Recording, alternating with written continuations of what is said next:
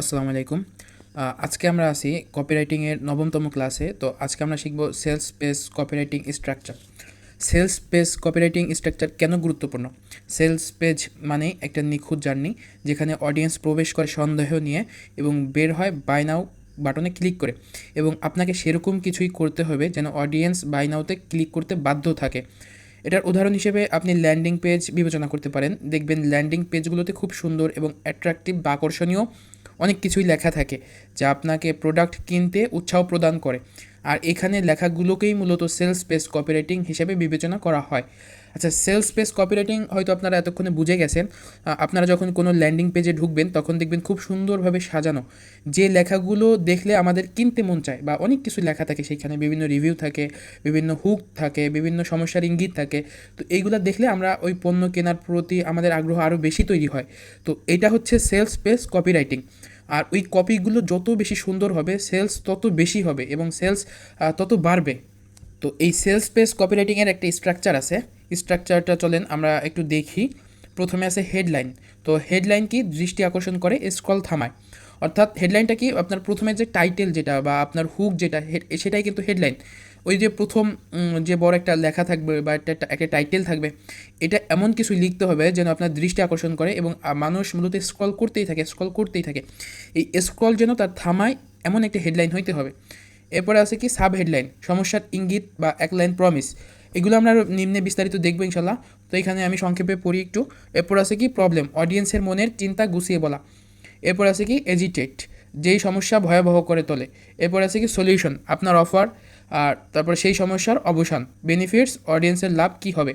এরপর আছে টেস্টিমোনিয়ালস, যেখানে অন্যরা কী বলছে।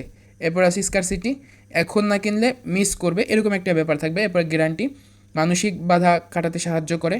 এরপরে সিটিএ বা কল টু অ্যাকশন, ক্লিয়ার অ্যাকশনমুখী আহ্বান। তো এটার আমরা একটা বিস্তারিত উদাহরণ এখানে দেখি। তো কী কী আছে এখানে, সেলস পেজ কপিরাইটিং স্ট্রাকচার ফুল এক্সাম্পল, এখানে একটা বিস্তারিত উদাহরণ আমরা দেখি, চলেন। তো প্রথমে আছে হেডলাইন স্ক্রল স্টপিং। অর্থাৎ হেডলাইনটা অবশ্যই খুব আকর্ষণীয় এবং হইতে হবে, এবং এই হেডলাইন দেখে যেন মানুষ আপনার স্ক্রল স্টপ করে, এমন একটা হেডলাইন অবশ্যই হইতে হবে। তো কী আছে প্রথমে, মাত্র 30 দিনে মোবাইল দিয়ে প্রফেশনাল ভিডিও এডিটর হয়ে উঠুন কোনো অভিজ্ঞতা ছাড়াই।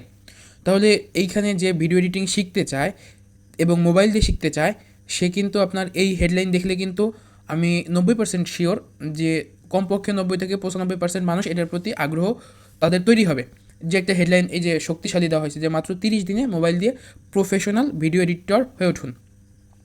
এরপর কি সাব হেডলাইন, সময় নষ্ট করে টন ইউটিউব টিউটোরিয়াল দেখার দিন শেষ, এবার শিখুন স্টেপ বাই স্টেপ বাংলা, একদম জিরো থেকে প্রো লেভেল পর্যন্ত। অর্থাৎ এটা একটা সাব হেডলাইন, বা আপনার বলা হয় কি এই হেডলাইনের আরেকটা অংশ। যেমন এইখানে এমন একটা লেখা দিয়েছেন, এই হেডলাইনটা বা এই লেখাটা দেখেও মানুষের যেন আরও বেশি আগ্রহ তৈরি হয়। এরপরে কি আছে প্রবলেম, অর্থাৎ এইখানে আপনি যাদের টার্গেট করছেন তাদের সমস্যা এখানে তুলে ধরতে হবে।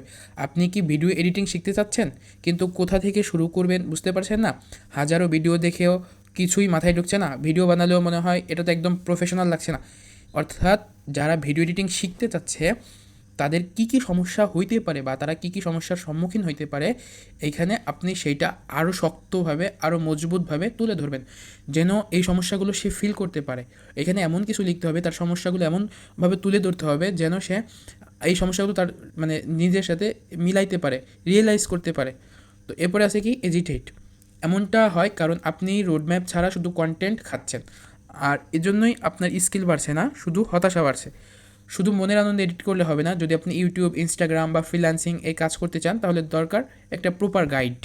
তাহলে এখানে কি হলো, এখানে আপনি সে যে আরও বিভিন্ন সমস্যায় পড়তেছে বা সে যে আরও বিভিন্ন সমস্যার মধ্যে আছে, এইগুলো কিন্তু আরেকটু বেশি করে তুলে ধরলেন, তার হতাশা তুলে ধরলেন, এবং এরপর যে আপনি তাকে একটা প্রপার গাইড দিবেন, এটা কিন্তু তাকে ইঙ্গিত দিলেন যে আপনি যা তা করলে হবে না, আপনার একটা প্রপার গাইড দরকার, এটা কিন্তু তাকে এখানে ইঙ্গিত দিয়েছেন। এরপর কি আছে সলিউশন, প্রেজেন্ট ইউর অফার, পরিচয় করিয়ে দিচ্ছি video Ninja smartphone video editing master class. অর্থাৎ আপনি যে এতক্ষণ সমস্যা তুলে ধরলেন, তাকে যে এতক্ষণ বুঝাইলেন যে আপনি সমস্যায় আছেন, এইগুলা সমাধান এখন দিবেন। এবং কীভাবে সমাধান দিতে পারেন, আপনি আপনার যে অফারটা আছে বা আপনার যে কোর্সটা আছে বা আপনি যে সমাধানটা করতেছেন, আপনার কাছে যে সমাধানটা আছে, এই সমাধানটা এখানে তুলে ধরেন। 30 দিনের বাংলা কোর্স, অর্থাৎ 30 দিনে শিখুন শুধু মোবাইল দিয়ে সম্পূর্ণ course, YouTube, Instagram and freelancer কাজের জন্য guided tutorial, practice projects plus live Q&A। এইখানে আপনি যে সলিউশনটা তুলে ধরলেন, এতক্ষণ তার সমস্যা তুলে ধরলেন, এখন তাকে সলিউশন দিলেন। এরপর কি বেনিফিটস, অর্থাৎ আপনি শুধু এতক্ষণ কিন্তু ফিচার বলে গেছেন, আপনি কিন্তু এখানে বেনিফিট বলেন নাই। সবসময় চেষ্টা করবেন ফিচারের চেয়ে বেনিফিট বেশি বলতে, এবং ফিচার বলেন কিন্তু ফিচারের চেয়ে যেন বেনিফিট বেশি আগ্রহ দিয়ে বলবেন, বেশি জোর দিয়ে বলবেন, বেশি করে বলবেন, কারণ মানুষ ফিচার থেকে বেনিফিটে বেশি আকৃষ্ট হয়।